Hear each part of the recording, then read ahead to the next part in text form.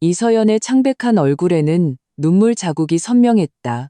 그녀는 품에 잠든 갓난아기를 꼭 껴안은 채 몸을 부들부들 떨고 있었다. 그녀의 시선은 텅 비어버린 보온병에 꽂혀 있었다. 원래 그 안에는 내가 정성껏 준비한 흑염소즙이 담겨 있었지만 지금은 그저 희미하게 달콤한 한약 냄새만 남아있을 뿐이었다. 내 어머니 김영숙 여사는 거실 한가운데 서서 불안한 눈빛으로 시선을 피하고 있었다. 그 옆에는 여동생 박미나가 의기양양한 미소를 짓고 있었다. 엄마, 그 흑염소즙은 서연 씨 몸보신하라고 준비한 거잖아요. 내 목소리에는 억눌린 분노가 서려 있었다. 하지만 어머니는 그저 대수롭지 않게 대답할 뿐이었다. 미나도 몸이 약하잖니. 다 한 가족인데 좀 나눠 먹으면 어떠냐. 그 순간 내 마음속 무언가가 완전히 끊어져 버렸다. 나는 두말하지 않았다. 그리고 다음 날 나는 곧바로 미국으로 떠나는 비행기표 2장을 예매했다. 랭이 주방에는 은은한 한약 냄새가 감돌았다. 그것은 흑염소즙 특유의 향기였다. 나는 조심스럽게 침실로 들어갔다. 갓 출산한 아내 이서연을 위해 특별히 준비한 이 보양식을 가져다 주기 위해서였다. 그녀는 출산한 지 얼마 되지 않아 몸이 몹시 허약했고 산후조리 중이라 감정 기복도 심했다. 나는 그녀가 괜한 생각으로 힘들어할까 걱정스러웠다. 하지만 보온병을 본 순간 내 심장은 쿵하고 내려앉았다. 비어있었다. 다 마셔서 비어있는 것이 아니었다. 마치 누군가 일부러 흔적도 남기지 않으려는 듯 한 방울의 찌꺼기조차 없이 말끔하게 비워져 있었다. 내 뒤에서 고개를 내민 서연은 보온병을 보자마자 가뜩이나 창백했던 얼굴에서 핏기가 순식간에 사라졌다. 그녀의 눈시울이 붉어지더니 예고도 없이 눈물이 주르륵 흘러내렸다. 왜 그래, 서연아? 나는 급히 다가가 그녀를 부축하며 다급하게 물었다. 그녀는 말없이 보온병을 가리키며 굵은 눈물방울만 뚝뚝 떨어뜨렸다. 나는 그녀가 고작 흑염소즙 한 통 때문에 우는 것이 아님을 알았다. 그것은 낙타의 등을 부러뜨린 마지막 지푸라기였다. 우리가 결혼한 이후로 어머니 김영숙 여사와 여동생 박미나의 서연에 대한 태도는 늘 내 마음의 가시와 같았다. 서연은 온화하고 착한 여자였다. 집안 형편은 평범했지만 대학 졸업 후 스스로의 노력으로 서울에서 자리를 잡았다. 나는 그런 그녀를 사랑했고 그녀가 나와 결혼하는 것이 단순히 나 한 사람만이 아닌 복잡하고 특색 있는 우리 가족 전체를 마주해야 하는 일이라는 것을 잘 알고 있었다. 내가 사온 흑염소즙은 친구를 통해 유명 한의원에서 특별히 주문한 최고급 보약이었다. 가격도 상당했다. 오직 아내 서연이 제대로 몸조리를 하길 바라는 마음뿐이었다. 나는 매일 직접 냄비에 데워서 그녀가 먹기 불편해할까 혹은 다른 식구들이 군소리를 할까 노심초사했다. 하지만 이제 그 모든 것이 웃음거리가 되고 말았다. 나는 치밀어 오르는 화를 억누르며 서연을 부드럽게 위로했다. 울지 마, 괜찮아. 내가 다시 사다 줄게. 서연은 고개를 저으며 더 서럽게 울었다. 지훈 씨, 이건 흑염소즙의 문제가 아니에요. 이게 벌써 몇 번째예요? 제가 산후조리 중인데 어머니는 제 몸보신 음식까지 뺏어가시는 건가요? 맞다. 이번이 처음이 아니었다. 서연이 임신했을 때부터 이런 일은 끊임없이 일어났다. 어머니는 늘 서연이 유난 떤다고 생각했다.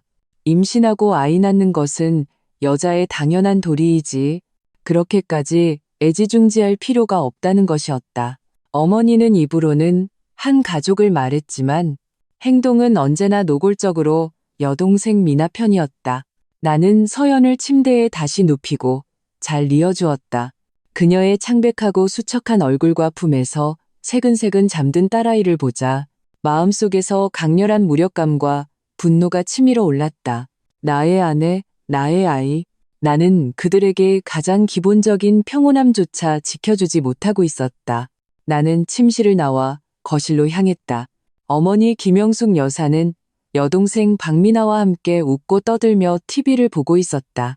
테이블 위에는 빈 그릇 몇 개가 놓여 있었고 그릇 바닥에는 검고 진득한 액체가 약간 남아 있었다. 그것은 바로 흑염소즙의 흔적이었다. 내 시선이 그 그릇들에 닿는 순간 발끝에서부터 한기가 치솟았다. 엄마, 미나야, 뭐 먹고 있었어요? 내 목소리는 나 자신조차 낯설게 느껴질 만큼 차분했다. 김영숙 여사는 TV에서 눈을 떼지도 않고 건성으로 대답했다. 그거 네가 서연이 주려고 둔 흑염소즙 아니냐? 미나가 몸이 안 좋다고 해서 맛 좀 보고 싶다길래 조금 덜어줬다. 조금이요? 나는 테이블로 다가가 빈 그릇 하나를 집어들었다. 그릇 안은 찌꺼기 한 점 없이 깨끗했다. 엄마, 이 보온병에 있던 건 서연이가 하루 동안 마실 양이었어요. 지금 한 방울도 남지 않았잖아요. 그제야 김영숙 여사는 고개를 돌렸다. 눈썹을 치켜뜨는 것이 못마땅한 기색이 역력했다. 아이고, 겨우 흑염소즙 한 통 가지고 뭘 그러냐? 미나도 몸이 약하잖니. 걔도 얼마 전에 유산하고 몸 추슬러야 하는 거 몰라? 몸보신 좀 하면 어때서? 다 한 가족인데 너 꼭 그렇게 쪼잔하게 굴어야겠니? 박미나도 옆에서 거들었다. 말투에는 당연하다는 듯한 뻔뻔함이 묻어났다. 맞아, 오빠. 새언니는 어차피 매일 먹는 거잖아. 나 좀 나눠주면 어때서? 나도 몸보신해야 한다고. 오빠도 알잖아. 나 요즘 계속 몸이 안 좋은 거. 미나는 그러면서 시치미를 떼며 헛기침을 몇 번 했다. 나는 그 모녀를 보며 마음이 차갑게 식어가는 것을 느꼈다.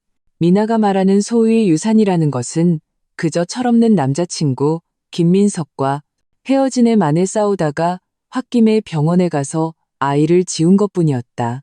어머니는 미나에게 제대로 된 삶을 살라고 타이르기는커녕 오히려 그녀를 피해자인 양 감싸며 온갖 비위를 맞추고 있었다. 하지만 서연은 그녀는 10달의 힘든 임신기간을 겪고 죽을 고비를 넘어 제왕절개로 아이를 낳았다. 수술 자국은 아직 아물지도 않았고 갓난아기까지 돌봐야 했다. 정말로 몸보신이 필요한 사람은 바로 서연이었다. 엄마, 서연이는 이제 막 출산해서 몸도 제대로 회복되지 않았어요. 의사 선생님도 잘 쉬고 영양 보충 잘해야 한다고 신신당부하셨고요. 이 흑염소즙은 제가 특별히 서연이를 위해 준비한 거예요. 아시잖아요. 나는 최대한 평정심을 유지하며 조리 있게 설명하려 했었다. 하지만 김영숙 여사는 들은 척도 하지 않았다. 됐다, 됐어. 나한테 그런 쓸데없는 소리 하지 마라. 내가 너 낳았을 땐 그런 거 하나도 없었어. 그래도 너 이렇게 멀쩡하게 잘 키웠잖아. 제가 너무 유난 떠는 거야. 그리고 내가 널 이만큼 키웠는데 네가 사온 흑염소즙 좀 먹으면 어떠냐? 다 내 동생 생각해서 이 집안 잘 되라고 그러는 거 아니겠니? 그녀의 말은 무딘 칼날이 되어 내 심장을 한 조각 한 조각 베어내는 듯했다. 나는 그녀를 바라보았다. 갑자기 그녀가 낯설게 느껴졌다. 이 사람이 정말 나의 어머니인가? 한때는 다정하고 자애로웠던 나의 어머니가 어쩌다 이렇게 변해버린 걸까? 박미나는 옆에서 부추겼다. 맞아, 오빠. 엄마 말이 다 맞아. 새언니가 너무 예민한 거야. 그리고 내가 몸이 안 좋아서 나중에 진짜 큰일이라도 나면 오빠 마음 편하겠어? 미나는 그렇게 말하며 일부러 배를 감싸쥐고 아픈 척을 했다. 나는 깊은 숨을 들이쉬며 마음속의 파도를 잠재우려 애썼다. 나는 이 순간에 그들과 다투고 싶지 않았다. 특히 방 안에서 서연이 듣고 있을지도 모르는 상황에서는 더더욱 그녀가 더 상처받을까 두려웠다. 내 시선이 거실을 훑었다. 한때 웃음소리가 가득했던 이 집이 지금 내 눈에는 차가운 감옥처럼 보였다. 나는 더 이상 참을 수 없었다. 나와 서연의 사랑은 처음부터 가족의 압박과 함께했다. 서연은 물처럼 온화하고 순한 여자였다. 다투려 하지 않으면서도 그 안에는 강한 심지가 있었다. 나는 그녀의 그런 점을 사랑했고 바로 그 사랑 때문에 그녀에게 안정된 가정을 만들어주겠다고 결심했다.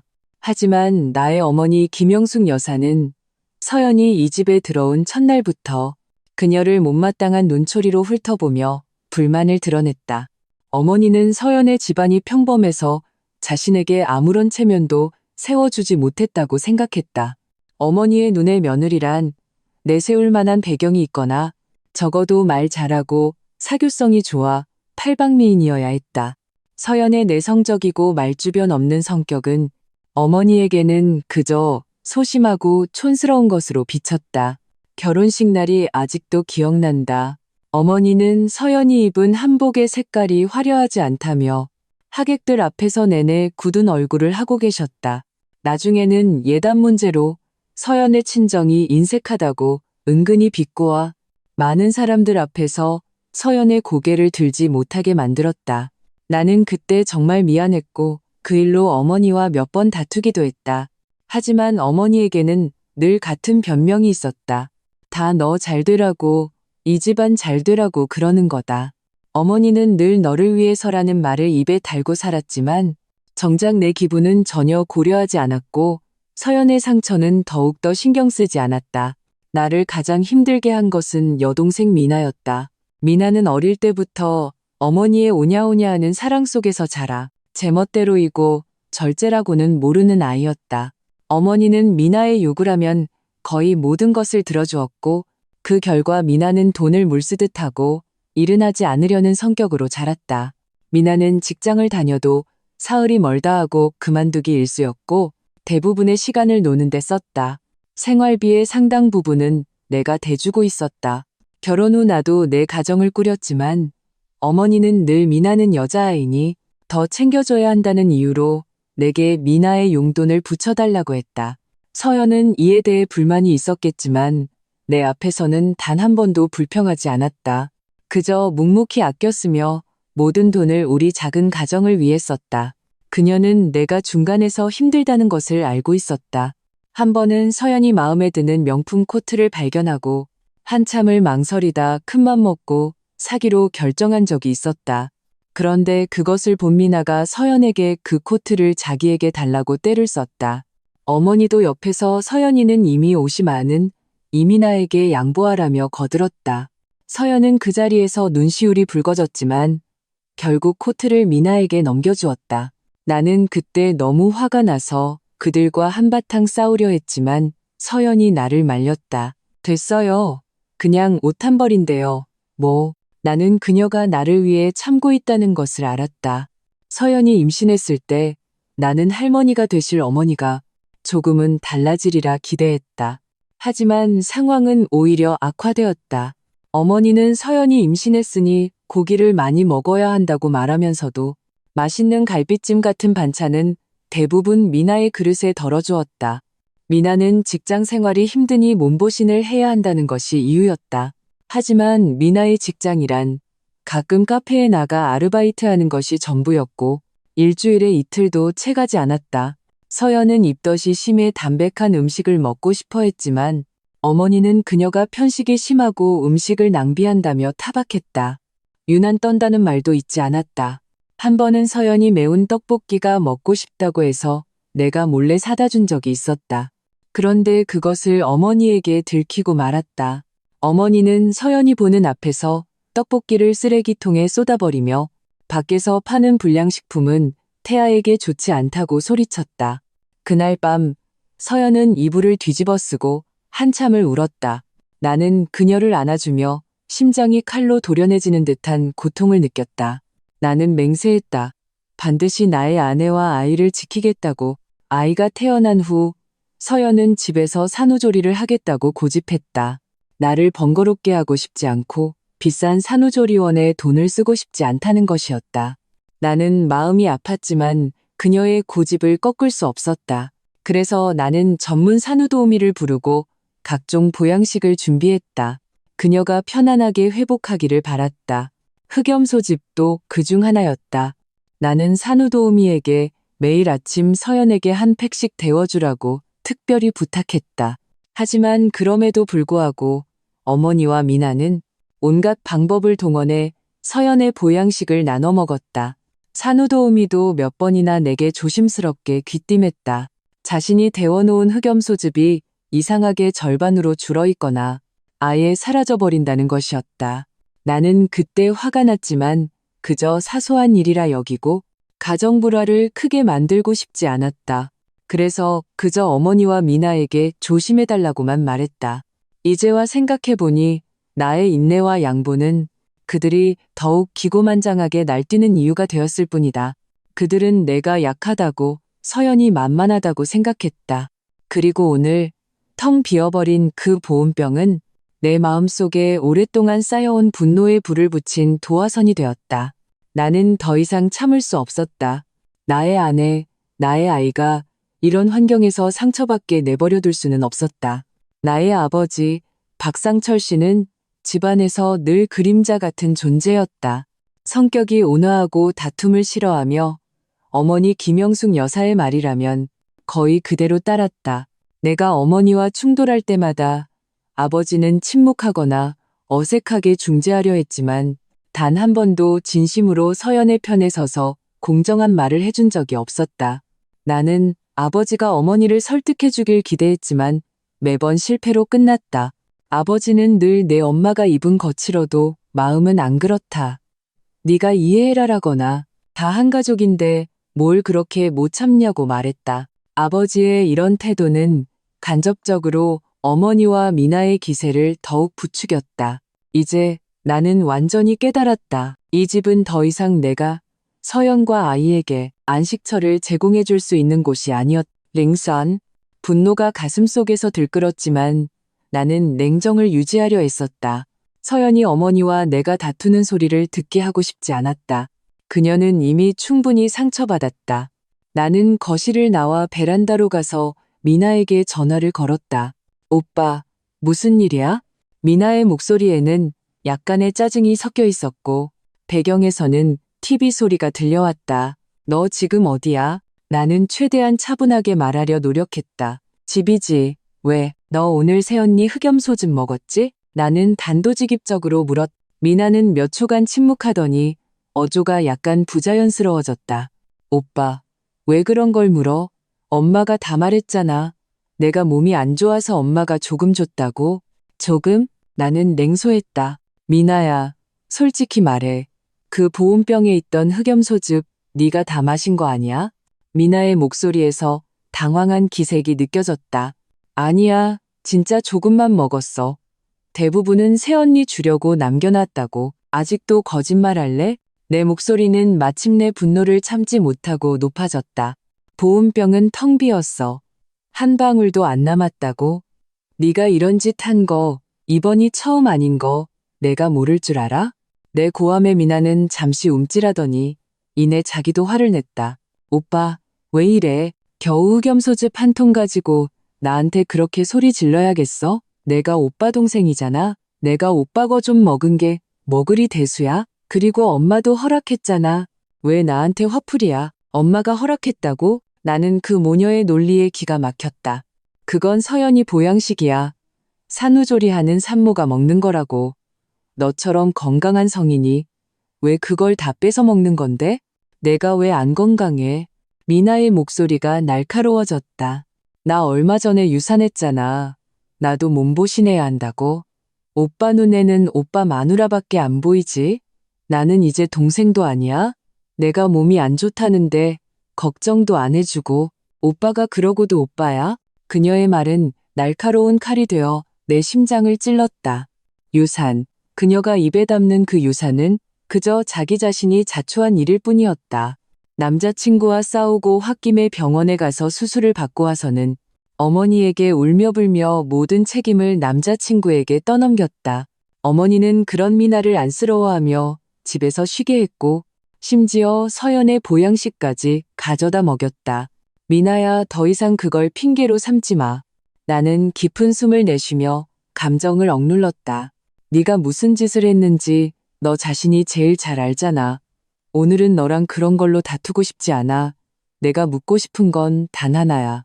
서연이가 얼마나 속상했을지 한 번이라도 생각해봤어? 걔가 속상할 게 뭐가 있어? 미나는 경멸하듯 코웃음을 쳤다. 겨우 흑염소즙 한 통이잖아.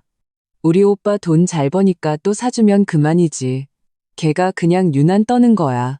그 순간 나는 완전히 절망했다. 내가 아무리 설명하고 아무리 이성적으로 말해도 그들은 결코 서연의 고통을 이해하지 못할 것이며 자신들의 잘못 또한 깨닫지 못할 것이라는 사실을 그들의 눈에 서연의 감정은 아무런 가치가 없었고 나의 희생은 당연한 것이었다. 나는 전화를 끊었다. 손이 약간 떨렸다. 거실로 돌아오자 어머니 김영숙 여사는 이미 내 이상한 낌새를 눈치챈 듯했다. 왜 그러냐? 화가 잔뜩 나서. 누구랑 싸웠어? 뻔히 알면서 묻는 말이었다. 나는 그녀를 바라보았다. 내 눈에는 더 이상 예전의 따뜻한 정이 남아있지 않았다. 오직 실망과 피로감뿐이었다. 엄마, 그 흑염소즙은 서연이 몸보신하라고 사온 거예요. 걔 이제 막 출산해서 몸이 얼마나 약한지 모르시는 거 아니잖아요? 나는 최대한 억제된 말투를 유지하려 애썼다. 김영숙 여사는 리모컨을 내려놓으며 얼굴에 짜증을 드러냈다. 아이고, 안다, 알아. 겨우 흑염소즙 한 통 가지고 내 딸한테 좀 먹인 게 뭐 그리 대수냐? 걔도 몸이 안 좋다잖니? 그리고 내가 내 어미인데 네가 사온 거 좀 먹으면 어떠냐? 내가 널 이만큼 키웠는데 그깟 흑염소즙 한 통도 못 먹냐? 엄마, 이건 먹고 안 먹고의 문제가 아니에요. 나는 결국 참지 못하고 목소리를 높였다. 이건 서연이에 대한 존중의 문제라고요. 걔는 지금 산모예요. 조용히 쉬면서 영양 보충을 해야 한다고요. 엄마랑 미나가 이렇게 하는 건 걔 기분은 전혀 생각 안 하시는 거예요? 걔 기분이 뭐 어쨌다고? 김영숙 여사의 목소리도 커졌다. 겨우 흑염소즙 한 통 가지고 너 하는 꼴 좀 봐라. 남의 집 식구 하나 때문에 내 친엄마랑 친동생한테 대들고 너 양심도 없니? 내가 널 괜히 키웠어. 남의 집 식구요? 나는 내 귀를 의심했다. 엄마, 서연이는 엄마 며느리고 엄마 손녀의 엄마예요. 남이 아니라고요. 내 눈엔 걔는 그냥 남이야. 김영숙 여사는 테이블을 치며 감정이 격해졌다. 내 동생 미나가 내 피부치지. 내 팔은 왜 안으로 안 굽고 밖으로만 굽는 거냐. 아버지 박상철 씨가 싸우는 소리를 듣고 방에서 나왔다. 그는 나와 어머니를 번갈아 보고 테이블 위에 빈 그릇을 보고는 얼굴이 어색해졌다. 그만들 해라. 다들 한마디씩만 줄여? 아버지는 중재하려 했다. 겨우 흑염소즙 가지고 뭘 다시 사면 되지. 아버지, 보셨어요? 나는 한 가닥 희망을 품고 아버지를 바라보았다. 아버지 생각에도 이게 정말 흑염소즙 한 통의 문제라고 생각하세요? 아버지는 내 시선을 피했다. 내 엄마도 다 미니가 안쓰러워서 그런 거지. 미니가 요즘 정말 몸이 안 좋긴 하잖니. 나는 완전히 희망을 버렸다. 나의 부모님, 나의 여동생, 그들은 영원히 서연의 입장에서 생각하지 않을 것이다. 그들은 오직 자신들의 이익과 감정을 중심으로 내가 가장 사랑하는 사람들을 거리낌 없이 상처 입힐 뿐이었다. 나는 돌아서서 침실로 들어갔다. 서연은 이미 깨어 있었다. 그녀는 침대에 앉아 아이를 안고 있었고 눈가가 붉었다. 밖에서 싸우는 소리를 분명 들은 것이다. 지훈 씨, 그녀는 흐느끼는 목소리로 내 이름을 불렀다. 나는 그녀 곁으로 다가가 그녀와 아이를 꼭 껴안았다. 나는 그녀의 몸이 떨리는 것과 마음속의 상처를 느낄 수 있었다. 괜찮아, 서연아, 우리 가자. 나는 그녀의 귓가에 조용히 속삭였다. 서연은 고개를 들어 의아한 눈으로 나를 바라보았다. 우리 여기를 떠나자. 나는 단호한 어조로 다시 한번 말했다. 링스. 서연의 눈에는 놀라움이 가득했고 이내 걱정스러운 빛이 어렸다. 지훈 씨, 무슨 소리예요? 여기를 떠나다니 우리가 어디로 가요? 그녀는 떨리는 목소리로 물었다. 나는 그녀의 손을 잡았다. 차가운 손끝이 느껴졌다. 우리 세 식구만 있는 곳으로, 아무도 당신을 힘들게 하지 않는 곳으로. 내 목소리는 마치 그녀에게 엄숙한 맹세를 하는 것처럼 단호하고 힘이 있었다. 나는 그녀의 품에 잠든 딸아이를 보았다. 작고 천진난만한 얼굴. 나는 내 딸이 이런 가정 환경에서 자라게 할 수 없었다. 자신의 엄마가 어떻게 무시당하는지, 자신의 아빠가 얼마나 무력한지를 보게 할 수는 없었다. 하지만 아버님, 어머님은요? 서연의 착한 마음은 이런 순간에도 나의 부모님을 걱정하게 했다. 나는 쓴웃음을 지었다. 그분들은 잘 지내실 거야. 그분들께는 미나가 있잖아. 그들만의 삶이 있고 우리도 이제 우리만의 삶을 살아야 해. 나는 지난 몇 년간 어머니와 미나가 서연에게 저지른 온갖 행동들을 머릿속에서 빠르게 되짚어 보았다. 결혼 전의 트집부터 결혼 후의 편애, 그리고 서연의 임신과 산후조리 기간 동안 더욱 심해진 괴롭힘까지 모든 사건 하나하나가 칼날이 되어 내 마음에 상처를 새겼다. 나는 수없이 대화를 시도하고 문제를 해결하려 했지만 내 모든 노력은 그들 앞에서 무력할 뿐이었다. 그들은 자신들이 잘못했다고 전혀 생각하지 않았고 오히려 나와 서연이 철이 없고 불효한다고 여겼다. 이대로 가다가는 서연이 우울증에 걸릴 것 같았다. 우리의 결혼 생활이 끝을 향해 갈까 두려웠다. 무엇보다 우리의 아이가 이런 비뚤어진 가족 관계 속에서 돌이킬 수 없는 상처를 받을까봐 무서웠다. 지훈 씨, 정말로 결정한 거예요? 서연은 복잡한 감정이 뒤섞인 눈으로 나를 바라보았다. 놀라움, 아쉬움도 있었지만 그보다 더 큰 것은 이해받았다는 감동이었다. 응, 결정했어. 나는 단호하게 고개를 끄덕였다. 더 이상 당신이 상처받게 두지 않을 거야. 이 집은 더 이상 우리의 안식처가 아니라 우리를 올가매는 족쇄일 뿐이야. 나는 우리의 미래를 계획하기 시작했다. 나는 지난 몇 년간 열심히 일해서 꽤 많은 돈을 모았다. 서연도 안정적인 직장이 있었고 월급은 많지 않았지만 늘 절약하며 살았다. 나에게는 고등학교 동창이 한 명 있었다. 몇 년 전 미국으로 건너가 지금은 그곳에서 작은 회사를 운영하며 꽤 괜찮게 살고 있었다. 우리는 가끔 연락을 주고받았고 그는 언젠가 나에게 자기 회사로 와서 함께 일해보자고 제안한 적이 있었다. 그때는 별 생각 없이 흘려들었지만 지금 생각해보니 이것이 어쩌면 하늘이 내게 준 기회일지도 모른다는 생각이 들었다. 나는 휴대폰을 꺼내 이민, 비자, 해외 생활에 대한 정보를 검색하기 시작했다. 내 전문 기술과 경력이라면 그 나라에서 괜찮은 직장을 구하는 것이 그리 어려운 일은 아니라는 것을 알게 되었다. 서연의 전공은 다소 특수했지만 그녀는 배우는 능력이 뛰어나니 새로운 기술을 배워도 충분히 해낼 수 있을 것이었다. 서연은 내 품에 조용히 기대어 내가 휴대폰으로 분주하게 움직이는 것을 지켜보았다. 그녀는 더 이상 아무 말도 하지 않았지만 내 손을 꼭 잡고 있었다. 나는 그녀가 이런 방식으로 나를 지지하고 나를 믿어준다는 것을 알았다. 우리 어디로 가요? 그녀가 조용히 물었다. 날씨도 따뜻하고 환경도 아름답고 교육 환경도 좋은 곳으로. 나는 그녀에게 아름다운 미래를 그려주었다. 그곳에는 우리를 아는 사람도 없고 우리 삶에 이래라 저래라 간섭할 사람도 없어. 우리는 거기서 새로 시작하는 거야. 우리가 원하는 삶을 사는 거지. 나는 내 친구 최민준을 서연에게 소개해 주었다. 그들은 간단히 몇 마디 대화를 나눴다. 민준은 매우 친절했고 만약 내가 정말로 건너온다면 최선을 다해 도와주겠다고 약속했다. 그날 밤 나와 서연은 오랫동안 이야기를 나눴다. 우리는 미래의 삶을 계획하고 시어머니와의 갈등도 시누이와의 쪼훈도 없는 평온한 나날을 꿈꿨다. 서연의 얼굴에는 오랜만에 미소가 피어났다. 그 미소는 다소 지쳐 보였지만 희망으로 가득 차 있었다. 나는 이 결정이 우리에게 엄청난 도전이라는 것을 알고 있었다. 그것은 우리가 지금 가진 모든 것을 포기하고 완전히 낯선 환경에서 새로 시작해야 한다는 것을 의미했다. 하지만 나는 이것이 유일한 탈출구라는 것도 알고 있었다. 나는 내 아내와 아이가 억압과 상처로 가득한 가정에서 계속 살아가게 내버려둘 수 없었다. 나는 그들을 위해, 우리의 작은 가정을 위해 더 나은 미래를 쟁취해야만 했다. 다음 날 아침 나는 곧바로 준비에 착수했다. 나는 먼저 친구 민준에게 연락해 상세한 이민 정책, 취업 전망에 대해 문의했다.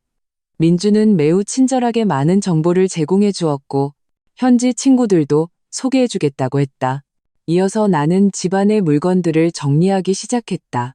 나는 부모님과 미나에게 내 계획을 알리지 않았다. 그들이 방해할까 두려웠다. 나는 그저 회사에서 한동안 해외 출장을 가게 되었고 서영과 아이도 함께 가야 한다고만 말했다. 나는 중요한 서류와 증명서들을 모두 챙기고 서연과 아이의 필수품들을 짐으로 쌌다. 어머니나 미나가 물어볼 때마다 나는 얼버무렸다. 나는 마치 적진에 잠입한 스파이 같았다. 한 걸음 한 걸음 조심스러웠고 혹시라도 계획이 탄로날까 전전긍긍했다. 이런 기분은 좋지 않았지만 다른 선택지가 없었다. 서연과 아이를 위해서라면 나는 반드시 이렇게 해야만 했다. 내 마음은 그 어느 때보다 단단했다. 한때의 망설임과 아쉬움은 서연의 눈물과 아이의 울음소리 앞에서 모두 하찮은 것이 되어버렸다. 내가 할 수 있는 유일한 일은 그들을 데리고 가족이라는 이름의 감옥을 탈출하는 것뿐이었다. 랭우, 비행기 표를 예매하는 과정은 극도로 조심스러웠다. 나는 평소에 이용하지 않던 항공사를 선택했고 깊은 밤에 결제를 마쳤다. 비자 발급도 예상외로 순조로웠다. 아마도 우리가 선택한 국가가 고급 기술 인력에 대한 우대 정책을 펴고 있기 때문일 것이다. 나는 심지어 인터넷으로 미리 임대할 아파트를 알아보고 현지의 한국인 산후도우미와도 연락을 취해 서연과 아이의 이후 생활에 차질이 없도록 준비했다. 모든 것이 비밀리에 진행되었다. 나는 어떤 허점도 보이지 않았다. 출발 전날 밤 나는 회사에 긴급 프로젝트가 생겨 즉시 해외로 출장을 가야 하며 서연과 아이도 함께 가야 한다고 거짓말을 했다. 어머니 김영숙 여사는 이 소식을 듣자마자 예상대로 폭발했다. 뭐? 갑자기 간다고? 어디를? 얼마나 오래? 그녀는 의심 가득한 눈초리로 기관총처럼 질문을 쏟아냈다. 엄마, 회사 이름 묻지 마세요. 그냥 한동안 갔다가 프로젝트 끝나면 돌아올 거예요. 나는 최대한 평온한 어조로 대답했다. 무슨 프로젝트길래 마누라랑 애까지 데리고 가냐? 내가 보기엔 너 우리 피해서 도망가려는 거지?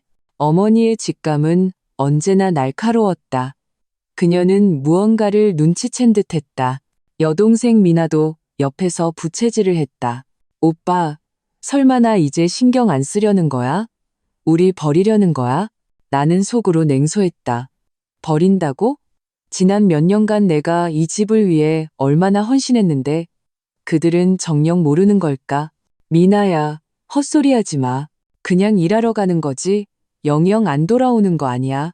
나는 내면의 분노를 억누르며 말했다. 안 돌아온다고? 내가 보기엔 너네 마누라 데리고 야반도주하려는 거잖아. 어머니는 갑자기 소리를 질렀다. 그녀의 목소리는 날카롭고 히스테릭했다. 이 불효자식, 이제 날개가 돋았다고 이 늙은 어미를 버리고 가려는 거냐? 아버지 박상철 씨는 옆에 서서 여전히 나와는 상관없다는 듯한 표정으로 조용히 차를 마시고 가끔 우리를 쳐다볼 뿐이었다. 엄마, 제발 이러지 마세요. 저희 그냥 잠시 가는 거예요. 영원히 안 돌아오는 거 아니에요. 서연은 아이를 안고 어머니를 말리려 했다. 하지만 그녀의 설득은 오히려 어머니의 분노에 기름을 부었다. 이 여우 같은 년, 어머니는 서연을 손가락질하며 욕을 퍼부었다. 다 너 때문이야. 네가 내 아들을 홀려서 데려가는 거잖아. 우리 집이 가난해서 싫으냐? 우리가 네가 원하는 걸 못해줘서 불만이냐? 서연의 얼굴이 순식간에 새하얗게 질렸다. 그녀는 아이를 꽉 껴안고 몸을 가늘게 떨었다. 나는 더 이상 참을 수 없었다. 엄마, 무슨 말씀을 그렇게 하세요? 나는 벌떡 일어나 어머니를 노려보았다. 서연이는 제 아내고 엄마 며느리예요. 어떻게 그런 말을 하실 수 있어요? 내가 틀린 말 했냐? 어머니는 내 코를 가리키며 눈물을 흘리기 시작했다. 제가 이 집에 들어온 뒤로 내 눈에 이 엄마가 보이기는 했어? 내 마누라 때문에 친엄마, 친동생도 몰라보는 놈. 너는 배은망덕한 놈이야. 미나도 따라서 울부짖었다. 오빠, 진짜 갈 거야? 나 유산하고 나서 몸도 계속 안 좋은데 오빠 가면 누가 날 돌봐줘? 가면 안 돼. 날 버리고 가면 안 된단 말이야. 나는 이 모녀의 연기를 보며 마음이 차갑게 식었다. 그들의 눈물, 그들의 울음은 내게 그저 감정적인 협박이자 내가 떠나는 것을 막으려는 수단으로밖에 보이지 않았다. 저는 결정했습니다. 내일 아침에 바로 떠날 겁니다. 나는 한자 한자 힘주어 말했다. 어조에는 반박의 여지가 없었다. 네가 감히 어머니는 갑자기 달려들어 내 팔을 잡으려 했다. 네가 만약 감히 떠나기만 해봐. 내가 당장 죽어버릴 테니까. 내가 너 고소할 거야. 늙은 부모 유기했다고. 나는 어머니를 밀쳐냈다. 그녀의 몸이 휘청거리더니 소파 위로 쓰러졌다. 아버지 박상철 씨가 마침내 가만히 있지 못했다. 그는 달려와 어머니를 부축하고는 나를 노려보았다. 지훈아, 어떻게 엄마한테 이럴 수가 있냐. 너 정말 너무하는구나. 제가 너무하다고요? 나는 실망 가득한 눈으로 아버지를 바라보았다. 지난 몇 년간 서연이가 얼마나 많은 상처를 받았는지 아버지는 보셨잖아요. 공정한 말씀 한마디라도 하신 적 있으세요? 산후조리하는 아내가 흑염소즙 한 통조차 뺏기는 게 아버지께서는 정상이라고 생각하세요? 아버지의 얼굴이 불그락푸르락했다. 그는 입을 열었지만 아무 말도 하지 못했다. 내가 상관 안 해. 너 오늘 감히 떠나기만 해봐. 너는 더 이상 내 아들도 아니야. 어머니는 히스테릭하게 소리쳤다. 나는 더 이상 그들을 상대하지 않았다. 나는 침실로 들어가 서연과 아이의 짐을 챙겼다. 서연의 얼굴에는 아직 눈물 자국이 남아 있었지만 그녀의 눈빛은 이상하리만큼 단호했다. 그녀는 이것이 우리의 유일한 선택이라는 것을 알고 있었다. 밤이 깊었다. 나는 침대 옆에 앉아 잠든 서연과 아이를 바라보았다. 내 마음은 그 어느 때보다 평온했다. 나는 휴대폰을 들어 친구 민준에게 메시지를 보냈다. 모든 준비는 끝났어. 내일 제 시간에 공항에 도착할 거야. 내일 무슨 일이 일어날지 나는 모른다. 하지만 한 가지는 확실했다. 어떤 일이 있더라도 나는 그들을 데리고 나를 질식시키는 이 집을 떠날 것이다. 링로우. 이른 아침에 인천국제공항은 사람들로 붐볐지만 그 속에는 나름의 질서가 있었다. 나와 서연은 아이를 안고 캐리어를 밀며 바쁘게 걸음을 옮겼다. 우리의 비행기표는 아침 첫 비행기였다. 나는 가족들이 배웅하러 나올 가능성이 있는 시간대를 일부러 피했다. 하지만 우리가 막보한 검색대를 통과하려 할 때 익숙하고도 날카로운 목소리가 공항의 고요를 깼다. 박지훈, 너 거기 안 서? 나는 심장이 덜컥 내려앉는 것을 느끼며 고개를 돌렸다. 어머니 김영숙 여사와 여동생 미나가 헐레벌떡 우리를 향해 달려오고 있었다. 그들의 머리는 헝클어져 있었고 얼굴에는 눈물 자국이 가득했다. 밤새 달려온 것이 분명했다. 오빠, 진짜 가는 거야? 미나는 내 앞으로 달려와 내 팔을 꽉 잡았다. 그녀의 목소리에는 애원과 비난이 섞여 있었다. 가면 안 돼. 나 혼자는 어떡하라고. 엄마 혼자는 어떡하고. 어머니 김영숙 여사도 바로 뒤따라왔다. 그녀는 미나를 밀치고 내 앞에 와서 그대로 무릎을 꿇었다. 지훈아, 이 불효자식아. 네가 감히 떠나기만 해봐. 내가 여기서 죽어버릴 테니까. 그녀는 내 다리를 붙잡고 목이 터져라 울부짖었다. 주변의 여행객들이 모두 우리를 쳐다보았다. 나는 무릎 꿇은 어머니를 보며 만감이 교차했다. 나는 수없이 이 집을 떠나는 상상을 했지만 이런 방식일 거라고는 생각하지 못했다. 나는 어머니의 이 무릎 꿇음이 그녀의 마지막 비장의 카드이자 나에 대한 도덕적 협박의 극치라는 것을 잘 알고 있었다. 서연은 아이를 안고 창백한 얼굴로 서 있었다. 그녀는 어머니를 부축하려 했지만 내가 막았다. 나는 그녀가 더 이상 상처받는 것을 원치 않았다. 엄마, 일어나세요. 내 목소리는 흔들림 없이 차분하고 단호했다. 저희는 이미 결정했어요. 이렇게 하시면 상황만 더 악화될 뿐이에요. 더 악화된다고? 여기서 더 나빠질 게 뭐가 있는데? 어머니는 고개를 들었다. 얼굴은 눈물과 콧물로 범벅이 되어 엉망이었다. 네가 가면 이 늙은이는 어떡하라고? 네 동생은 어떡하고? 너는 우리를 버리려는 거야. 엄마, 저도 제 가정이 있고 제 책임이 있어요. 나는 그녀의 눈을 똑바로 보며 한자 한자 말했다. 지난 몇 년간 제가 엄마와 미나를 위해 한 헌신이 부족했나요? 저는 최선을 다했어요. 이제는 제 아내와 아이를 위해 살아야 해요. 내 아내? 내 아이? 어머니는 벌떡 일어나 서연을 손가락질했다. 다 쟤 때문이야. 저 여우 같은 년이 널 홀려서 친엄마도 버리게 만들었어. 미나도 이때다 싶어 울부짖었다. 오빠 가면 누가 나한테 용돈 줘? 나 요즘 몸도 안 좋아서 병원도 다녀야 하는데 나 돈 없단 말이야. 주변의 시선이 날카로운 칼처럼 우리에게 꽂혔다. 동정, 의아함, 그리고 대부분은 구경거리라는 눈빛이었다. 나는 내 옆에서 서연의 몸이 떨리는 것을 느꼈다. 그녀는 품에 안은 딸아이를 더욱 굳게 껴안는 듯했다. 나는 깊은 숨을 들이쉬었다. 내 마음속에 남아있던 마지막 죄책감마저 연기처럼 사라졌다. 그들의 눈에 나는 영원히 돈 나오는 기계이자 마음대로 부릴 수 있는 아들일 뿐이었다. 그만하세요. 나는 갑자기 목소리를 높여 그들을 제압했다. 엄마, 미나야, 마지막으로 말할게. 우리는 무조건 갈 거야. 두 사람은 두 사람 인생 잘 살아. 더 이상 우리를 방해하지 마. 나는 서연의 손을 잡고 보안 검색대 쪽으로 걸어가려 했다. 지훈아, 멈춰라. 인파 속에서 한 목소리가 들려왔다. 아버지 박상철 씨였다. 그는 작은 걸음으로 달려오고 있었고 얼굴에는 초조함과 무력감이 서려 있었다. 지훈아, 너무 충동적으로 굴지 마라. 무슨 일이든 우리 허허 얘기로 풀자.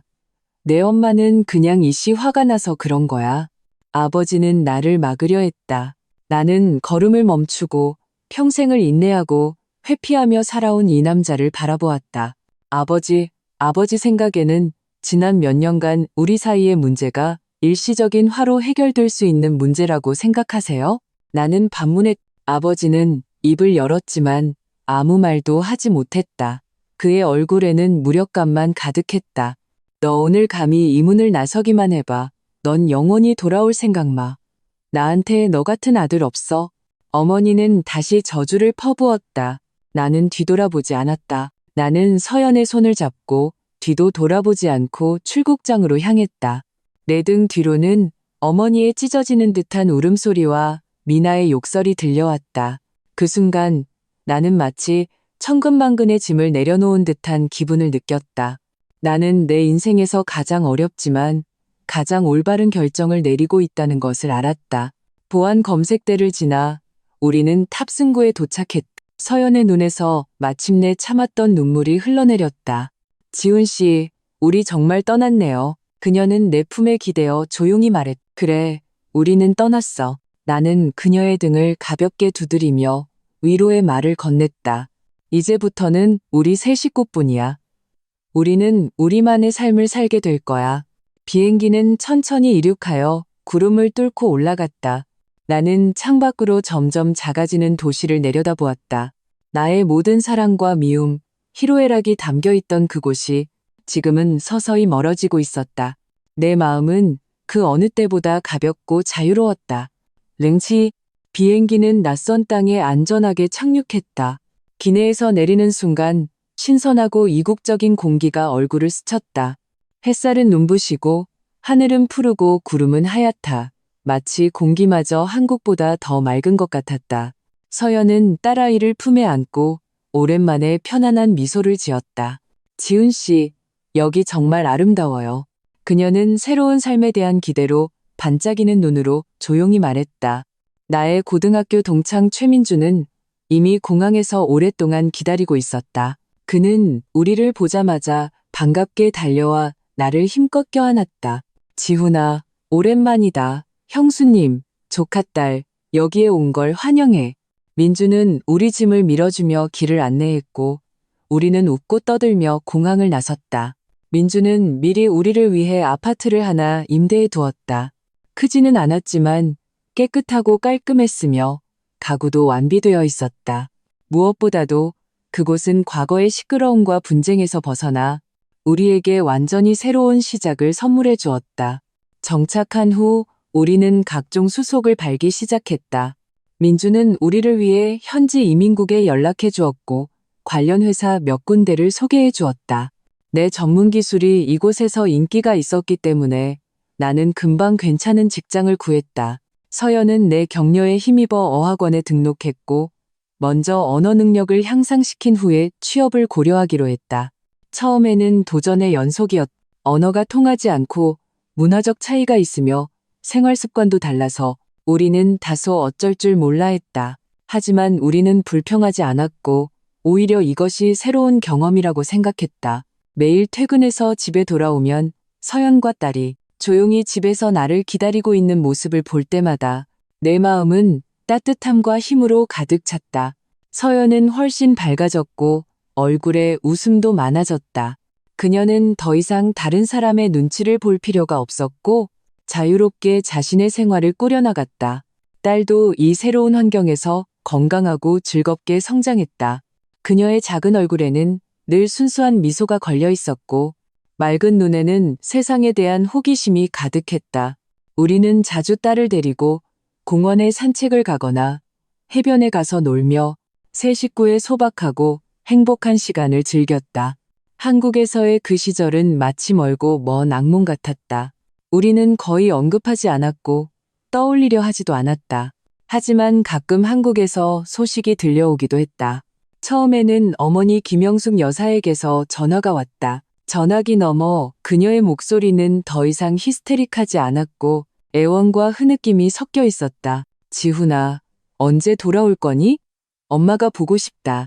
그녀의 목소리는 많이 늙어 있었다. 나는 잠시 침묵하다가 평온하게 대답했다. 엄마, 저희는 여기서 잘 지내고 있어요. 엄마랑 아버지, 그리고 미나도 잘 지내세요.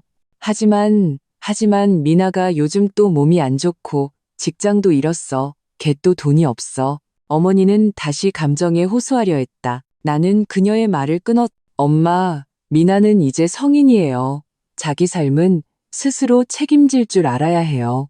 저는 더 이상 돈을 보내지 않을 거예요. 어머니는 전화기 너머에서 얼어붙었다. 그녀는 내가 이렇게 단호할 줄은 몰랐던 것 같다. 너 이 배은망덕한 놈, 정말 네 동생을 내버려 둘 거냐? 그녀는 다시 저주를 퍼붓기 시작했다.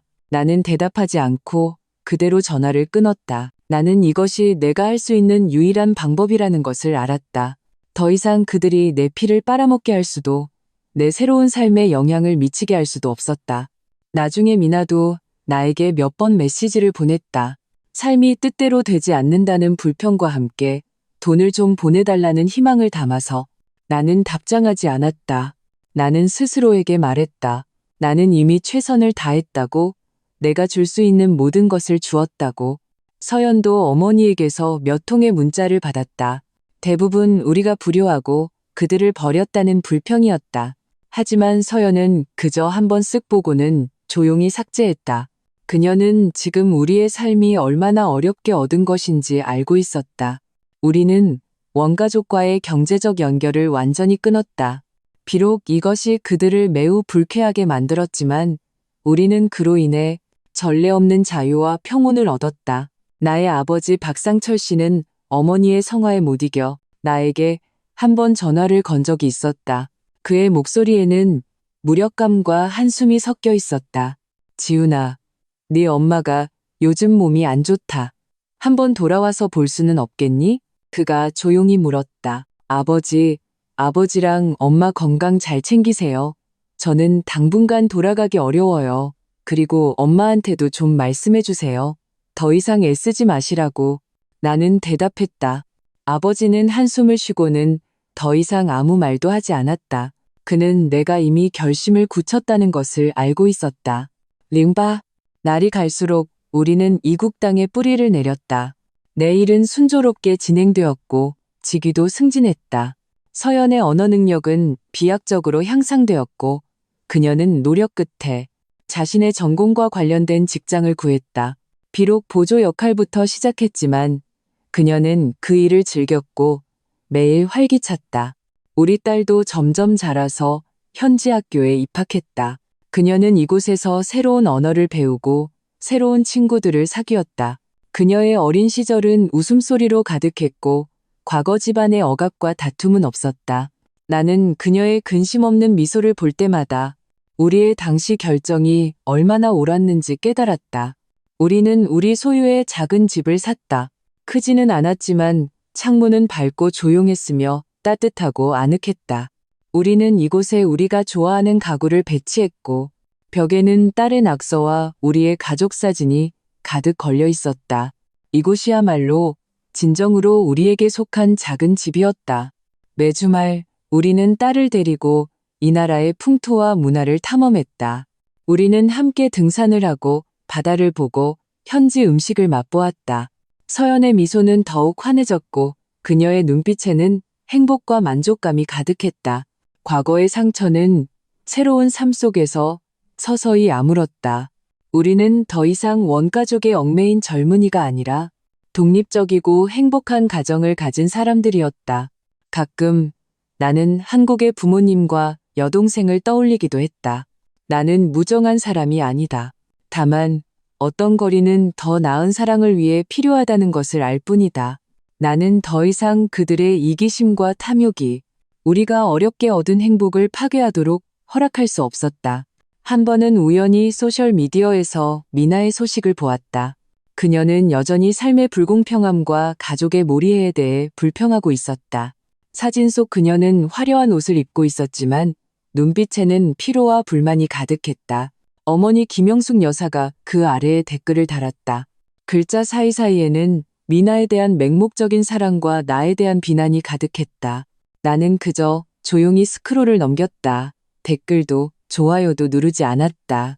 나는 더 이상 그들의 감정에 휘둘리지 않았고 그들의 삶을 책임지지도 않았다. 나는 깨달았다. 모든 사람은 자신의 선택에 책임을 져야 한다. 그들은 불평과 갈취 속에서 계속 살아가기로 선택했고 그것은 그들의 자유였다. 그리고 나는 나의 작은 가정을 위해, 나의 행복을 위해 노력하기로 선택했다. 몇 년 후 나는 아버지 박상철 씨에게서 전화를 받았다. 그의 목소리는 더욱 늙고 쇠약해져 있었다. 지훈아, 네 엄마가. 아버지는 말을 잇지 못했고 목소리에는 슬픔이 가득했다. 나는 심장이 덜컥 내려앉았다. 무슨 일이 생겼음을 직감했다. 엄마가 왜요? 내가 물었다. 내 엄마가 병에 걸렸다. 아주 심각해. 의사가 시간이 얼마 남지 않았을지도 모른다고 하더구나.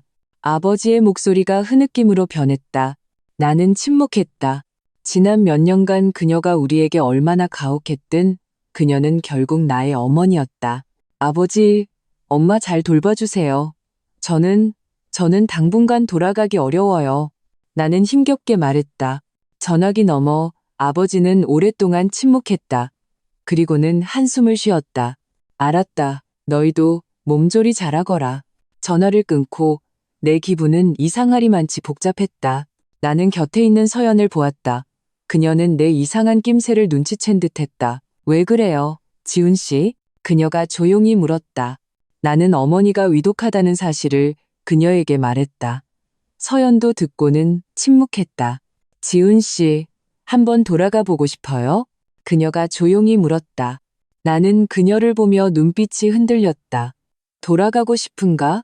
과거의 그 모든 상처, 그 모든 억울함이 영화처럼 내 머릿속을 스쳐 지나갔다. 하지만 혈연이라는 끈은 나를 완전히 놓아주지 않았다. 모르겠어.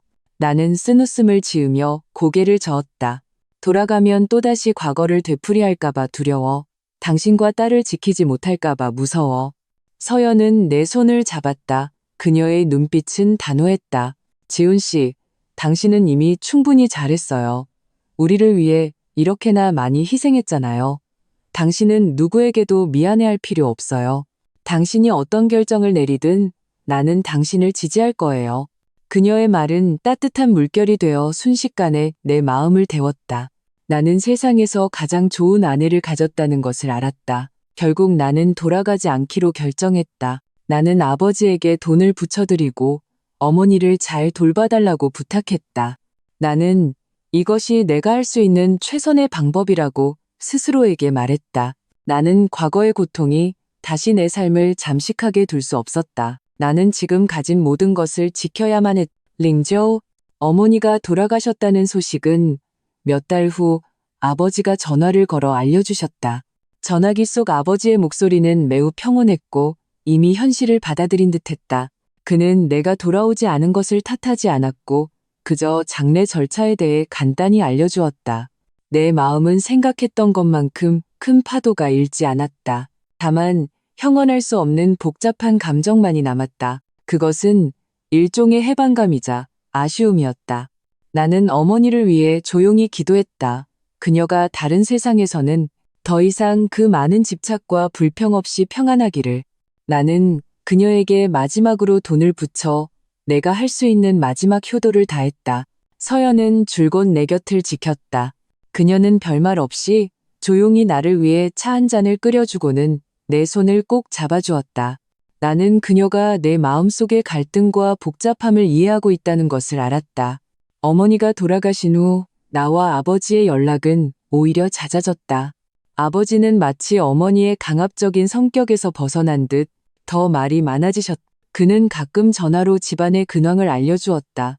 미나는 어머니가 돌아가신 후 큰 충격을 받은 듯했다. 그 철없던 남자친구와도 완전히 헤어졌고 일도 계속 순탄치 않았다. 아버지는 미나가 많이 말이 없어지고 예전처럼 기고만장하지 않다고 했다. 나는 이에 대해 아무런 평가도 하지 않고 그저 조용히 들었다. 나는 미나가 어머니의 죽음으로 인해 변할지 자신의 과거 행동을 반성할지 알 수 없었다. 하지만 나는 더 이상 그녀를 위해 무조건적으로 돈을 대주는 오빠가 아니라는 것을 알고 있었다. 모든 사람은 자신의 성장과 삶의 책임을 져야 한다.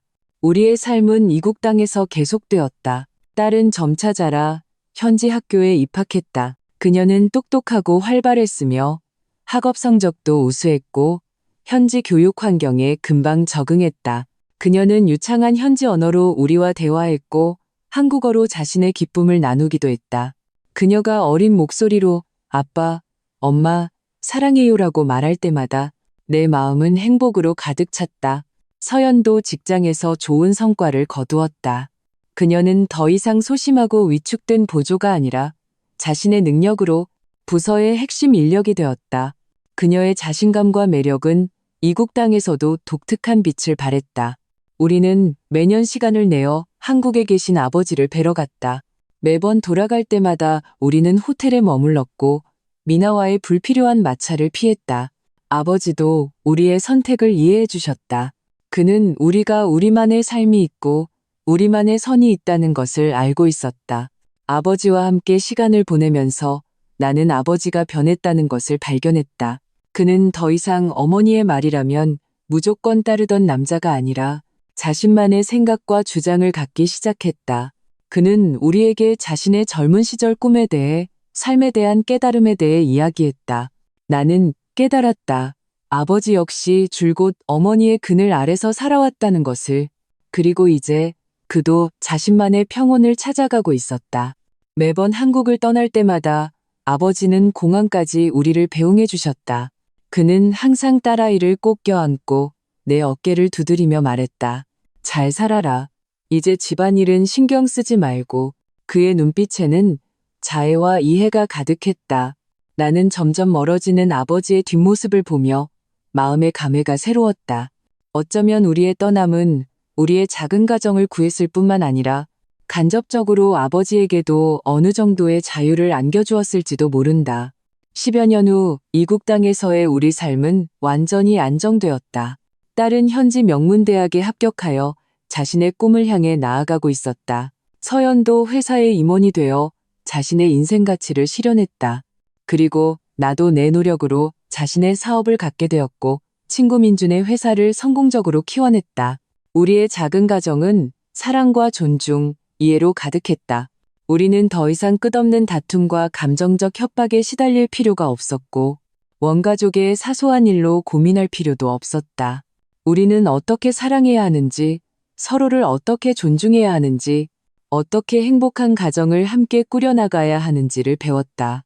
햇살 좋은 어느 주말, 우리 세 식구는 해변의 카페에 앉아 여유로운 시간을 즐기고 있었다. 딸은 모래사장에서 파도를 쫓고 있었고 서연은 내 어깨에 기대어 얼굴에 행복한 미소를 짓고 있었다. 지훈 씨, 기억나요? 우리가 처음 여기 왔을 때 얼마나 막막하고 두려웠는지. 서연이 조용히 말했다. 나는 웃으며 그녀의 손을 잡았다. 기억나지. 하지만 우리는 다 이겨냈어. 우리는 올바른 선택을 한 거야. 네, 올바른 선택이었어요. 서연의 눈에 눈물이 어렸다. 고마워요, 지은 씨. 그때의 당신의 용기와 결단에 감사해요. 나와 딸에게 완전히 새로운 삶을 선물해줘서 고마워요.